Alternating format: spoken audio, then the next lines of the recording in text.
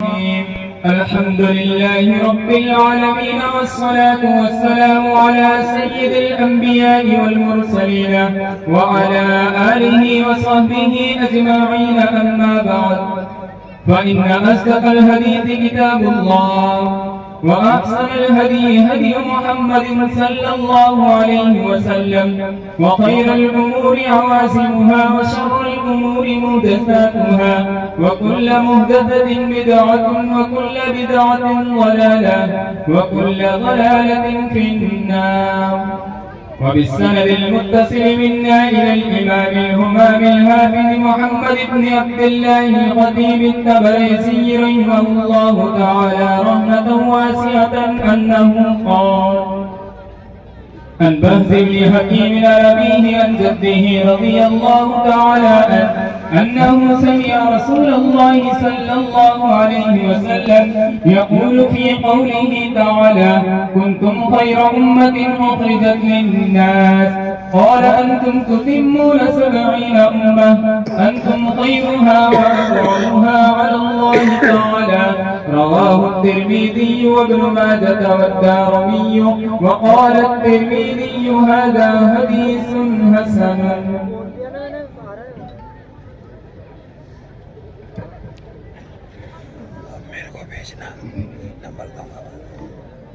الحمد لله نحمده ونستعينه ونستغفره ونؤمن به ونتوكل عليه، ونعوذ بالله من شرور أنفسنا ومن سيئات أعمالنا. من يهده الله فلا مضل له، ومن يضلله فلا هادي له. ونشهد أن لا إله إلا الله وحده لا شريك له، ونشهد أن سيدنا ومولانا محمدا عبده ورسوله. أما بعد، فأعوذ بالله من الشيطان الرجيم. بسم الله الرحمن الرحيم. كنتم خير أمة أخرجت للناس، تأمرون بالمعروف وتنهون عن المنكر وتؤمنون بالله. وقال النبي صلى الله عليه وسلم: الراحمون يرحمهم الرحمن، الراحمون يرحمهم الرحمن تبارك وتعالى. ارحموا من في الأرض يرحمكم من في السماء. صدق الله العظيم، صدق الله العظيم، صدق الله العظيم. وصدق رسوله النبي الكريم، وصدق رسوله النبي الكريم، وصدق رسوله النبي الكريم. ونحن على ذلك من الشاهدين والشاكرين، والحمد لله رب العالمين. اللهم صل على سيدنا محمد وعلى آل سيدنا محمد وبارك وسلم. اللهم صل على سيدنا محمد وعلى آل سيدنا محمد وبارك وسلم. اللهم صل على سيدنا محمد وعلى آل سيدنا محمد وبارك وسلم. اس عاجز میں سب سے پہلے ایک حدیث مسلسل بالاولیت اس کو پڑھا ہے. اس پر لمبی گفتگو تو نہیں کروں گا، اپنے اساتذہ سمجھ لیں. بس یہ کہ حدیث مسلسل بالاولیت یا حدیث مسلسلات کے لیے ہمارے اکابر علماء دوڑ لگاتے ہیں کہ ان کی اجازت کسی طرح مل جائے. اللہ کا شکر ہے، حضرت مولانا رابع حسنی ندوی رحمۃ اللہ علیہ سے بھی اس حدیث کو اجازت ہے. اس طرح عرب کے کچھ علماء سے بھی اس حدیث کو اجازت ہے. اسی طرح حدیث مسلسل بالاولیت ہمارے امام محترم حضرت مولانا ایوب صاحب سورتی دامت برکاتہم العالیہ کو ایک نایاب اجازت مفتی مولانا مسعود علی میرٹھی رحمۃ اللہ علیہ سے اجازت ہے. مولانا مسعود علی میرٹھی سے جو ہمارے امام محترم کو اجازت ہے، جس بنا پر عرب کے بڑے بڑے علماء حضرت مولانا ایوب صاحب سے اس اجازت کے لیے دوڑ لگاتے ہیں۔ اللہ کا شکر ہے کہ اس حدیث کو اجازت ہے، اس لیے اس حدیث نے یہ حدیث مسلسل بالاولیت کو پڑھا۔ یہاں پر جو علماء خواہش مند ہیں، طلباء ہیں، میں سب کو اس کی اجازت عطا کرتا ہوں۔ اسی طرح کئی کتابوں کی اجازت حضرت مولانا خلیل الرحمن سجاد نعمانی دامت برکاتہم العالیہ سے، جنہیں اجازت حضرت مولانا منظور نعمانی رحمت اللہ علیہ سے، اور حضرت مولانا منظور نعمانی رحمت اللہ علیہ کو اجازت حضرت مولانا نوشہ کشمیری رحمت اللہ علیہ سے۔ اسی طرح ہمارے استاذ محترم حضرت مفتی عباس صاحب بسم اللہ دامت برکاتہم العالیہ، انہیں اجازت حضرت مولانا ایوب اعظمی رحمت اللہ علیہ سے، اور مولانا ایوب اعظمی رحمت اللہ علیہ کو اجازت ہے مولانا انور شاہ کشمیری رحمت اللہ علیہ سے۔ اسی طرح شیخ یونس جونپوری رحمت اللہ علیہ سے اس حدیث کو براہ راست اجازت ہے۔ یہ حدیث پڑھے گا اور یہ حدیث آپ سب کو اس چیز کی اجازت دیتا ہے کہ آنے والے سال آپ دور حدیث پڑھو گے، انشاءاللہ اللہ تعالیٰ آپ کو اس میں کامیابی اور کامرانی عطا فرمائے، ترقی عطا فرمائے۔ عزیز بچوں، میں آپ سے خاص کہوں گا کہ حدیث کا شوق، حدیث کی محبت آپ کے دل میں جاگزی ہو جانا چاہیے۔ نیت کرو کہ انشاءاللہ دوڑ کر ایسے اکابر کے پاس پہنچیں گے کہ جہاں سے ہمیں ایسا لگے کہ ان سے اجازت مل سکتی ہے اور ان کی اجازت بہت قریب سے قریب تر ہے، تو وہاں پہنچ کر ان سے اجازت حاصل کریں گے انشاءاللہ۔ اس کے لیے دوڑ لگا، ہمارے اکابر دوڑ لگاتے تھے۔ آج ماشاءاللہ یہ مشکات المصابی جو حدیث کی احادیث مبارکہ ان کی کتابوں میں ایک نایاب اور پیاری کتاب ہے مشکات المصابی، علامہ بغوی رحمت اللہ علیہ نے مصباح السنہ کو لکھا، 2 فصل قائم کی۔ آپ دو حدیث جب پڑھو گے تو آپ کو معلوم ہوگا کہ کتابوں میں تکرار ہے۔ علامہ بغوی رحمت اللہ علیہ نے 2 فصل قائم کی۔ پہلی فصل کے اندر میں جلدی بات کو، اس لیے کہ وقت بہت زیادہ ہو چکا ہے، میں اس پر تفصیل بات کرنا چاہ رہا ہوں، لیکن مجھے نہیں معلوم تھا کہ اتنا وقت ہو جائے گا کہ مجھے اس پر تفصیل گفتگو کرنا میرے لیے آسان نہیں ہے، اس لیے میں جلدی کلام کروں گا۔ علامہ بغوی رحمت اللہ علیہ نے 2 فصل، پہلی فصل کے اندر صحیحین کو جمع کر دیا اور دوسری فصل کے اندر دیگر کتب کو جمع کیا۔ علامہ خطیب تبریزی رحمت اللہ علیہ کے استاذ محترم علامہ طیبی رحمت اللہ علیہ نے خواہش ظاہر کی کہ یہ کتاب بہت پیاری کتاب ہے، مصباح السنہ علماء اور عوام کے لیے بہت پیاری کتاب ہے، عوام و خواص کے لیے پیاری کتاب ہے، لیکن اس کے اندر مسئلہ یہ ہے کہ سند کو نقل نہیں کیا گیا اور حوالے کو نقل نہیں کیا گیا تھا، تو اس پر خواہش ظاہر کی۔ تو علامہ خطیب تبریزی رحمت اللہ علیہ نے حوالے کو بھی نقل کیا اور ساتھ میں سند کو بھی نقل کیا اور ایک فصل کو اور بڑھا دیا اور دیگر جو کتبیں ہیں ان کی احادیث مبارکہ کو بھی اس میں جمع کر دیا۔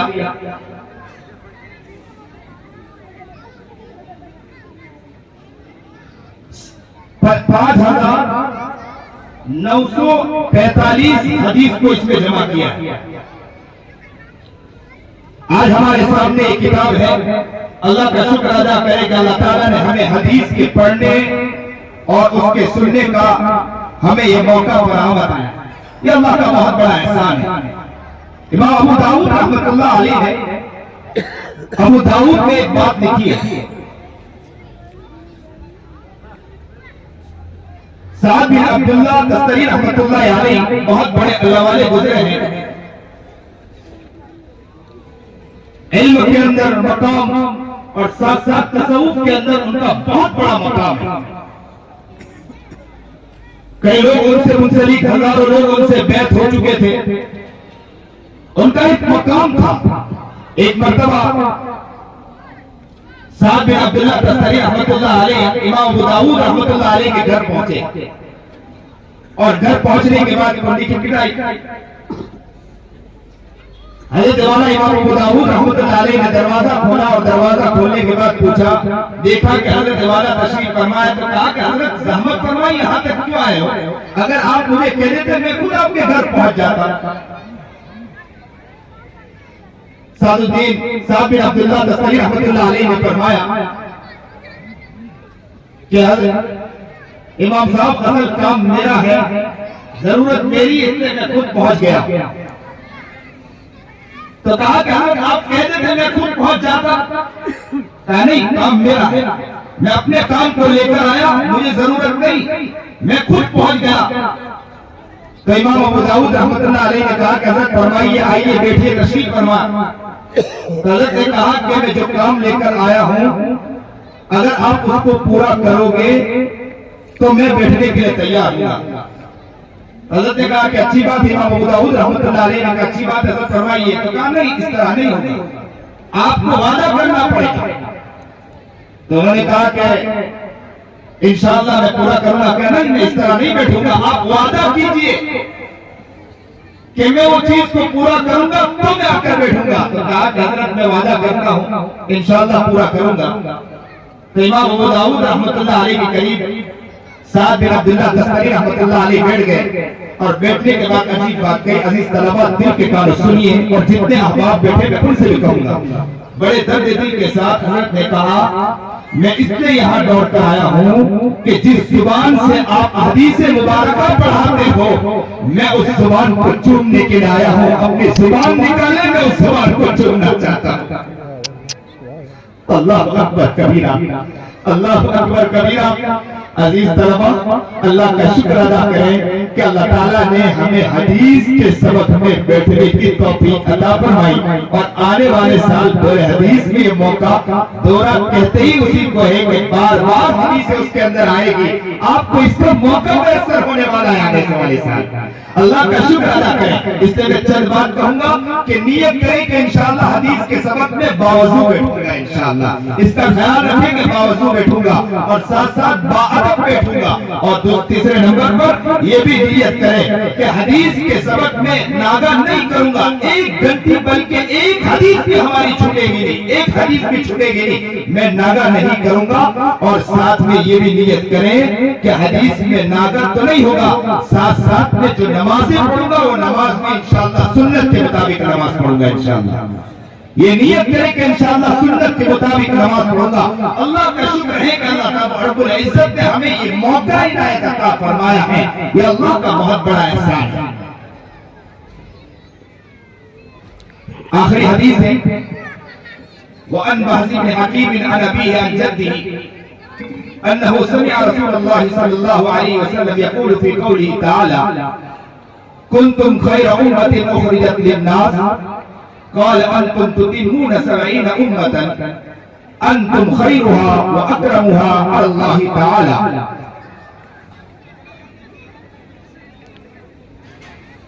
بہز بن حکیم اپنے ابا سے اور وہ اپنے دادا سے نقل کرتے ہیں کہ انہوں نے نبی کریم جناب سرکار دو عالم صلی اللہ علیہ وسلم کے اللہ تعالیٰ کے قول کے بارے میں کہتے ہوئے سنا کہ کنتم خیر امت اخرجت للناس، کہ تم بہترین امت، کنتم خیر امت اخرجت للناس، تم بہترین امت ہو، لوگوں کے فائدے کے لیے نکالا گیا۔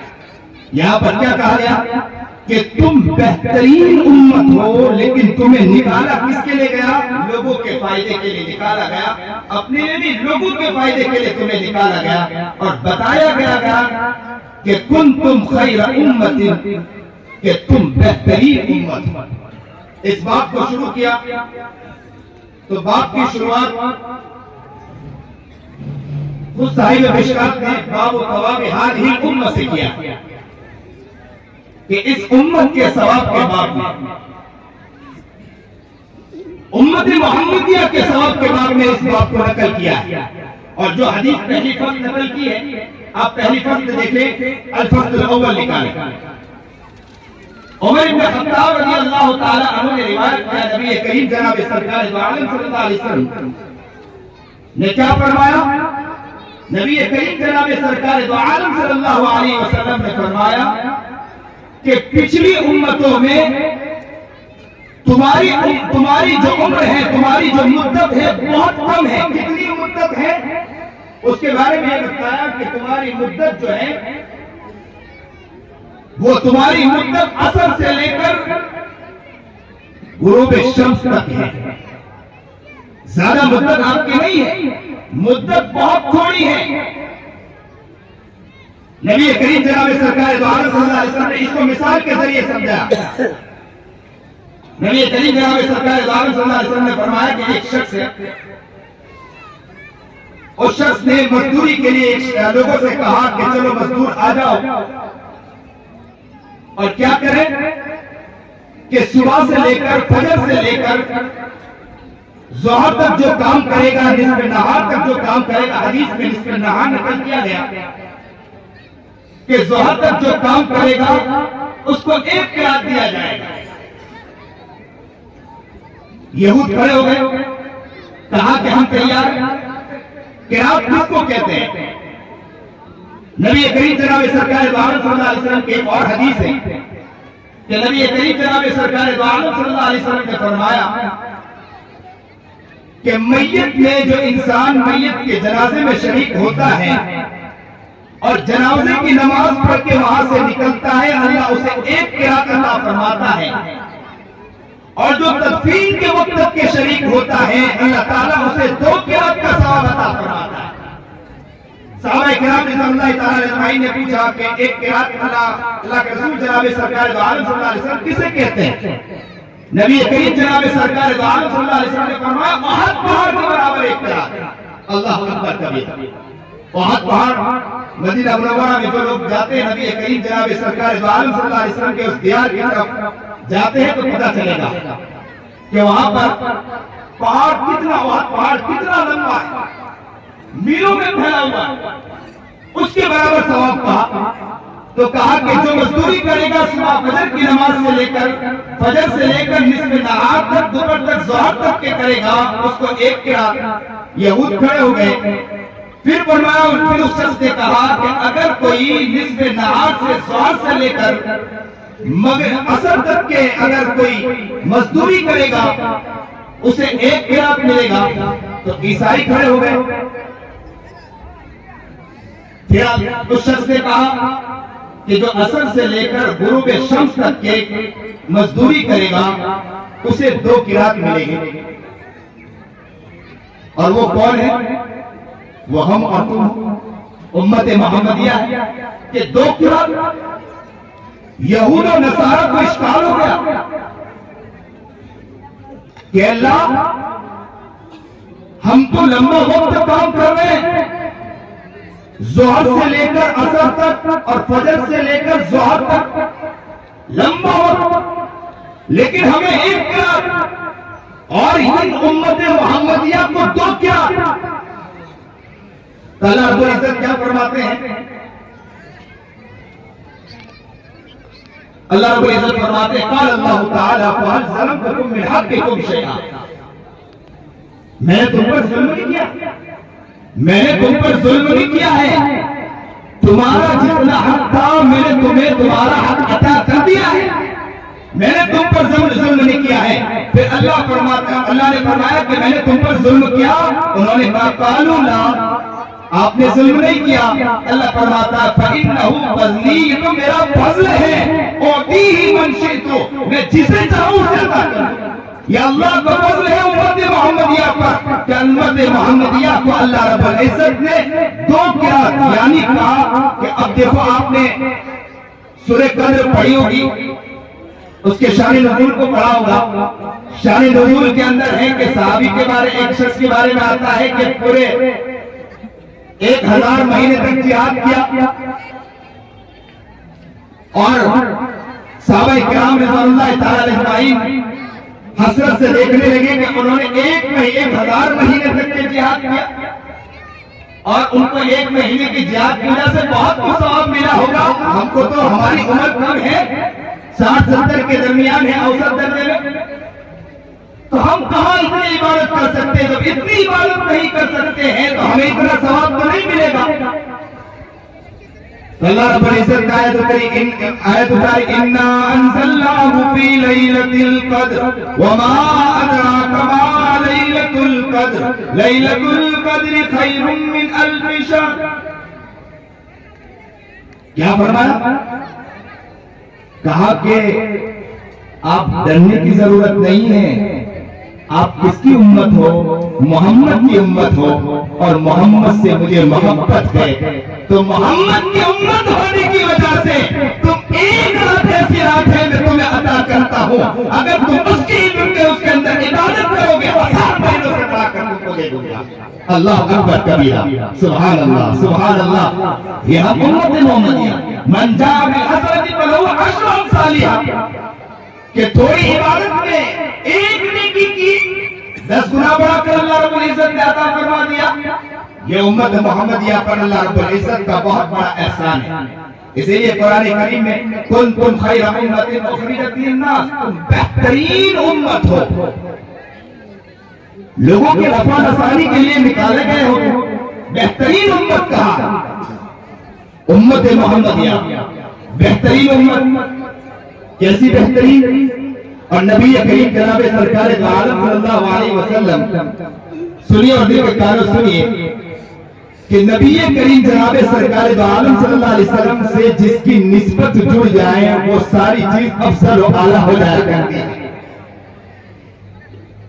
صحابہ کرام رضی اللہ تعالی اجمعین کی نسبت نبی کریم جناب سرکار عالم صلی اللہ علیہ وسلم سے جڑ گئی تو سارے انبیاء کے جو صحابہ تھے ان سے ان کا افضل اور مقام بڑھ گیا.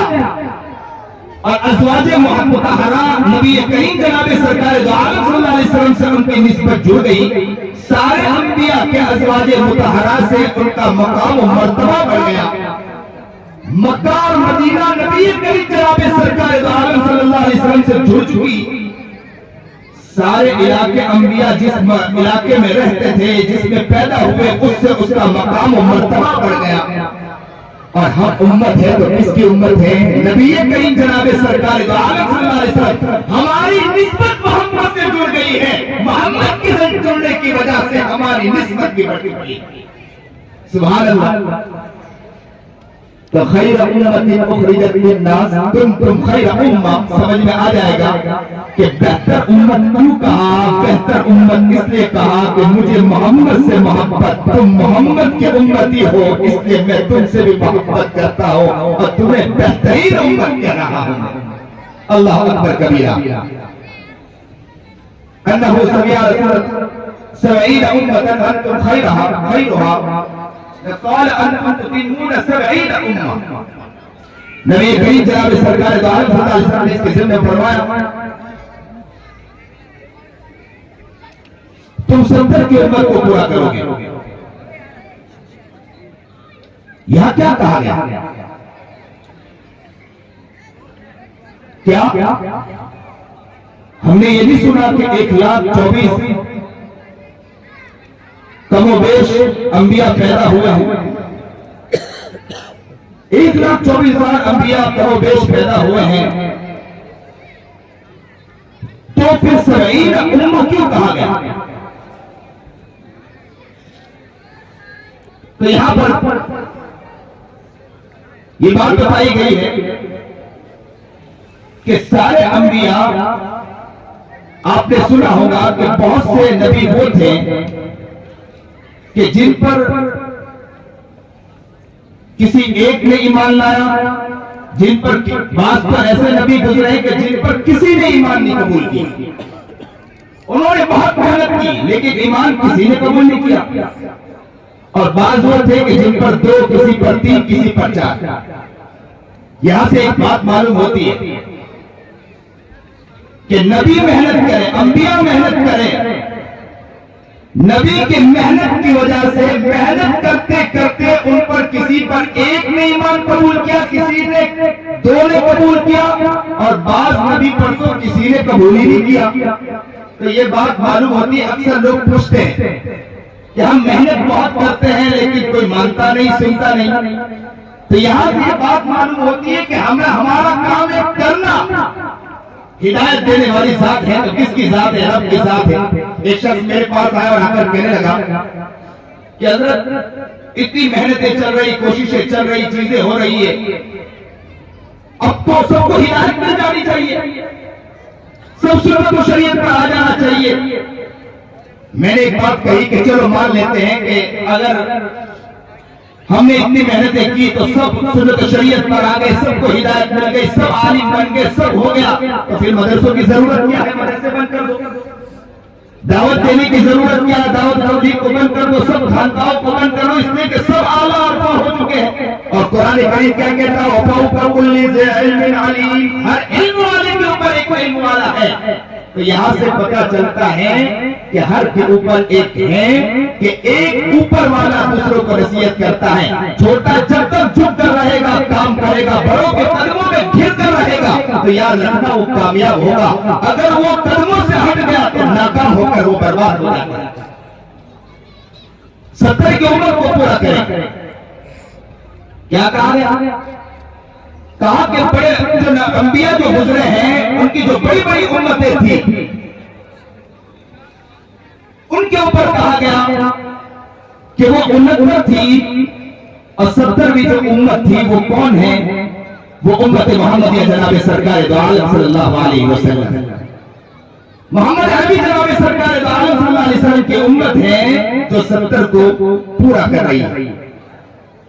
آگے کیا فرمایا؟ انتم خیرها واکرمها علی اللہ تعالی، تم اللہ کے نزدیک بہتر ہو اور عزت والے، تم ہی اللہ کے نزدیک بہتر بھی ہو اور کیا ہو؟ عزت والے ہو۔ اللہ کا شکر ہے کہ اللہ رب العزت نے ہمیں بہتر بھی کہا، عزت والے بھی کہا، اور ہمارا حق یہ بنتا ہے کہ ہمیں دین کے خاطر، ہمارا حق یہ بنتا ہے کہ ہمیں شریعت و سنت کے خاطر اپنی زندگی کو کھپا دینا چاہیے۔ نبی کریم جناب سرکار دو عالم صلی اللہ علیہ وسلم کا حال کیا تھا؟ امت کا غم، امت کے لیے تڑپنا، مچلنا، انسانیت کے لیے تڑپنا۔ اگر کسی کا مزاج تھا تو وہ کس کا مزاج تھا؟ جناب سرکار دو عالم صلی اللہ علیہ وسلم کا مزاج تھا۔ وہ امت کے لیے تڑپتے تھے، امت کے لیے روتے تھے، امت کے لیے گڑگڑایا کرتے تھے۔ میرا آقا نامدار جناب سرکار دو عالم صلی اللہ علیہ وسلم امت کے لیے مچلتا تھا۔ جب امت کے لیے مچلتا تھا، بہتر امت کہی گئی تو کس کی کہی گئی؟ ہمیں کہا گیا کہ تم بہتر امت ہو، اور ہماری نسبت محمد عربی جناب سرکار دو عالم صلی اللہ علیہ وسلم سے جڑ گئی ہے، نسبت جناب سرکار دو عالم صلی اللہ علیہ وسلم سے جڑ گئی ہے۔ تو ہمارا بھی کام ہونا چاہیے، تو کیا کام ہونا چاہیے؟ ہمارا کام بھی ہونا چاہیے کہ ہم بھی خدمت کے لیے، امت کے نفع رسانی کے لیے ہم آگے نکل جانا چاہیے، اور ہمارا کام یہ ہونا چاہیے تأمرون بالمعروف وتنہون عن المنکر۔ اللہ ہمیں قبول فرمائے۔ جو آخری حدیث پڑھی گئی، اللہ اس کے پڑھنے کو قبول فرمائے، اور ان کے اساتذہ کو قبول فرمائے، ان کی محنتوں کو بھی قبول فرمائے۔ وآخر دعوانا ان الحمدللہ رب العالمین۔